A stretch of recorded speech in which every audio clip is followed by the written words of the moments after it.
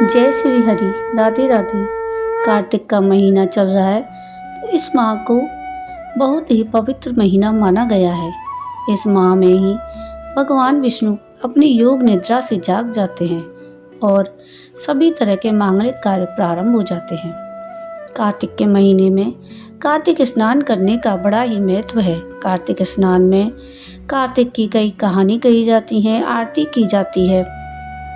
आज के इस वीडियो में मैं आपको कार्तिक की एक ऐसी कहानी सुना रही हूँ जो सभी कहानियों की जगह वही एक कहानी भी कही जाती है।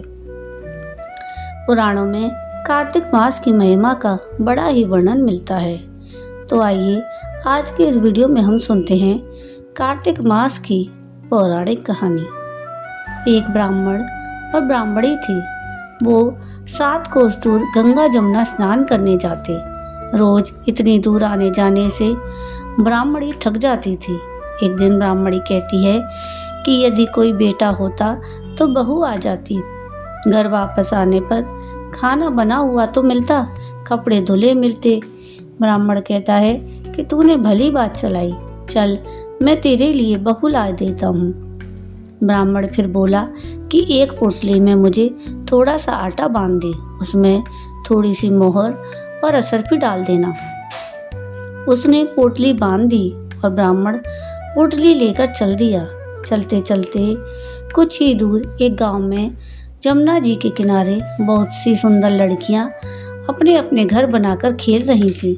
उनमें से एक लड़की बोलती है कि मैं तो अपना घर नहीं बिगाड़ूंगी, मुझे तो रहने के लिए ये घर चाहिए। उसकी बात सुन ब्राह्मण के मन पर वही लड़की छा गई और मन ही मन सोचने लगा कि बहू बनाने के लिए यही लड़की ठीक रहेगी।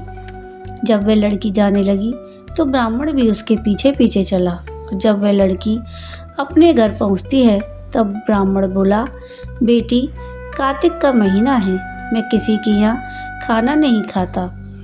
तुम अपनी माँ से पूछो कि मेरा आटा छान कर 4 रोटी बना देंगी क्या। यदि वह मेरा आटा छान कर रोटी बनाएंगी तभी मैं खाना खाऊंगा। लड़की अपनी माँ को सारी बात बताती है तो माँ कहती है कि बेटी बाबा से कह दे कि रोटी में 4 रोटी वह भी खा लेंगे। लेकिन लड़की कहती है कि नहीं माँ, बाबा ने कहा है कि मेरा आटा छान कर ही रोटी बनाओगी तभी वह खाएंगे। तब उसकी माँ कहती है कि ठीक है, जब बाबा से कह दे कि अपना आटा दे दें। उसने आटा छाना तो उसमें से मोहर और असरफी निकलती हैं। वह सोचती है कि जिसके आटे में इतनी मोहर और असरफी हैं उसके घर ना जाने कितनी होंगी।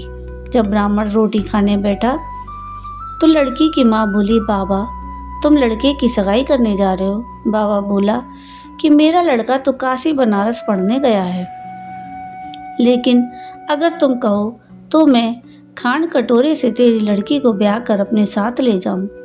लड़की की माँ बोली, ठीक है बाबा, और वह ब्याह कर उस लड़की को घर ले आया। घर आकर बोला, रामू की माँ दरवाज़ा खोल, देख मैं तेरे लिए बहू लेकर आया हूँ, आकर बहू का स्वागत सत्कार कर। ब्राह्मणी बोली, दुनिया ताने मारती थी, अब तू भी मार ले। हमारे तो 7 जन्म तक कोई बेटा बेटी नहीं है, तो बहू कहाँ से आएगी। ब्राह्मण बोला, ना पहले तू दरवाज़ा तो खोल। ब्राह्मणी ने दरवाज़ा खोला तो सामने बहू खड़ी देखी। तब वह आदर सत्कार से बहू को अंदर ले गई। अब जब ब्राह्मण ब्राह्मणी नहाने जाते तो बहू घर का सारा काम करके रखती, खाना बनाती और सास ससुर के कपड़े धोती और रात में उनके पैर दबाती। इस तरह से काफ़ी समय बीत जाता है। सास बहू को सीख देती है कि बहू चूल्हे की आग न बुझने देना और मटके का पानी ख़त्म न होने देना। एक दिन चूल्हे की आग बुझ गई। बहू भागी भागी पड़ोसन के घर गई और बोली, मुझे थोड़ी सी आग दे दो, मेरे चूल्हे की आग बुझ गई है। मेरे सास ससुर सुबह 4 बजे से बाहर गए हुए हैं और वे थके हारे वापस आएंगे, मुझे उनके लिए खाना बनाना है। पड़ोसन कहती है कि अरे तू तो बावली है, तुझे तो ये दोनों मिलकर पागल बना रहे हैं। इनका ना तो कोई बेटा है और ना कोई बेटी है। बहू बोली, ना आप ऐसे मत बोलो, क्योंकि इनका बेटा काशी बनारस पढ़ने गया है। पड़ोसन फिर बोली, अरे तुझे ये झूठ बोल कर लाए हैं, इनका कोई बेटा नहीं है। अब बहू पड़ोसन की बातों में आ गई और कहने लगी कि अब आप ही बताओ मैं क्या करूं। पड़ोसन कहने लगी, करना क्या है, जब सास ससुर आए तब जली फूकी रोटी बना देना, अलूनी पलूनी दाल बना देना, खीर की कड़छी दाल में और दाल की कड़छी खीर में डाल देना।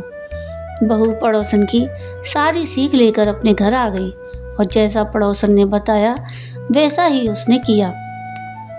जब सास ससुर घर आए तब भूखों का कोई आदर सत्कार नहीं बहू ने किया और ना ही उनके कपड़े धोए। जब सास ससुर को खाना दिया तो सास बोली, बहू ये जली फूकी रोटी क्यों है और दाल भी अलूनी है। बहू पलटकर जवाब देती है कि आज यही खाओ सासू जी, अगर एक दिन ऐसा खाना खा भी लिया तो तुम्हारा कुछ नहीं बिगड़ जाएगा, मुझे तो जीवन भर ही अनूठी रहना है। बहू की बातें सुनकर सास बोली कि आज तो बहू ने अच्छी सीख नहीं सीखी है। अब बहू फिर से पड़ोसन के घर भागती है और कहती है कि अब बताओ आगे मुझे क्या करना है। पड़ोसन बोली कि अब तुम सातों कोठों की चाबी मांग लेना। अगले दिन जब सास जाने लगी तो बहू अड़ गई कि मुझे तो सातों कोठों की चाबी चाहिए। तो ससुर कहने लगा कि दे दो इसे चाबी, आज नहीं तो कल चाबी इसे ही देनी है, हम आज हैं कल नहीं, इसलिए चाबी दे दो। सास ससुर के जाने के बाद बहू ने कोटे खोलकर देखे तो किसी में अन्न भरा, किसी में धन भरा है, किसी में बर्तन भरे हैं, सभी में अटूट भंडार भरे पड़े हैं। जब बहू ने सातवां कोटा खोला तो उसमें महादेव पार्वती, गणेश लक्ष्मी, पीपल पथवारी, कार्तिक के ठाकुर, राई दामोदर, तुलसी जी का बिड़वा और गंगा जमुना बह रही है। 36 करोड़ देवी देवता भी विराजमान हैं और वहीं एक लड़का चंदन की चौकी पर बैठा माला जप रहा है। सब देखकर बहू लड़के से कहती है कि तू कौन है। लड़का कहता है कि मैं तेरा पति हूँ, दरवाज़ा बंद कर दे, जब मेरे माँ बाप आएंगे तब खोलना। सारा नज़ारा देखकर बहू बड़ी खुश हुई और नाचती फिरने लगी। 16 श्रृंगार कर सुंदर वस्त्र पहन ओढ़ सास ससुर का इंतजार करने लगी। उनके लिए 36 प्रकार के पकवान बनाकर रखे। सास ससुर जब वापस आए तब उसने उनका खूब आदर सत्कार किया, उनके कपड़े धोए, उनके पैर दबाए। बहू सास के पैर दबाते कहने लगी कि माँ जी, आप इतनी दूर 12 कोस यात्रा करके गंगा जमुना का स्नान करने जाती हो, थक जाती हो तो घर में स्नान क्यों नहीं करती हो। बहू की बात सुन सास कहने लगी कि भला गंगा जमुना भी घर में बहा करती है क्या। बहू बोली, हाँ माँ जी बहती है, चलो मैं आपको दिखाती हूँ। उसने 7वां कोटा खोल कर दिखाया तो उसमें गणेश, लक्ष्मी, महादेव पार्वती, पीपल पथवारी माता लहरा रही है, तुलसी जी लहरा रही हैं, कार्तिक के ठाकुर, राई दामोदर, गंगा जमुना बह रही है, 36 करोड़ देवी देवता विराजमान है और वहीं तिलक लगाए चंदन की चौकी पर एक लड़का माला जप रहा है। माँ ने कहा कि तू कौन है। लड़का बोला, माँ मैं तेरा बेटा हूँ। बुढ़िया फिर बोली कि तू कहाँ से आया है। लड़के ने कहा कि मुझे कार्तिक देवता ने भेजा है। बुढ़िया कहती है कि बेटा ये दुनिया कैसे जानेगी कि तू मेरा घर का धनी, क्या जानेगी देवरानी जेठानी, क्या जानेगा मेरा अगड़ बगड़ पड़ोस कि तू मेरा ही बेटा है। बुढ़िया ने विद्वान पंडितों से सलाह ली तो वह बोले कि इस पार बहू बेटा साथ खड़े हो जाएं और उस पार बुढ़िया खड़ी हो जाए। बुढ़िया ने चाम की अंगिया यानी चमड़े का ब्लाउज पहने हो, छाती में से दूध की धार बह निकले, बेटे की दाढ़ी मूछ भीगे, पवन पानी से गठ जोड़ा बंधे, तो जब जाने कि यह बुढ़िया का ही बेटा है। उसने ऐसा ही किया। चाम की अंगिया फट गई, छाती में से दूध की धार निकली, बेटे की दाढ़ी मूछ भीग गई, पवन पानी से बहू बेटे का गठजोड़ बन गया। ब्राह्मण ब्राह्मणी की खुशी का पार न रहा, वे बड़े खुश हुए। हे कार्तिक के ठाकुर, हे राई दामोदर भगवान, जैसे बहू बेटा उसको दिए वैसे सभी को देना। जय श्री हरि। तो ये थी कथा कार्तिक मास की। आपको ये कथा कैसी लगी मुझे कमेंट करके ज़रूर बताइएगा। और अगर आपको ये कथा पसंद आई हो तो प्लीज़ इसको लाइक शेयर ज़रूर कीजिएगा और प्लीज़ मेरे चैनल को सब्सक्राइब कीजिएगा और कमेंट में राधे राधे ज़रूर लिखिएगा। वीडियो पूरा देखने के लिए थैंक यू। राधे राधे।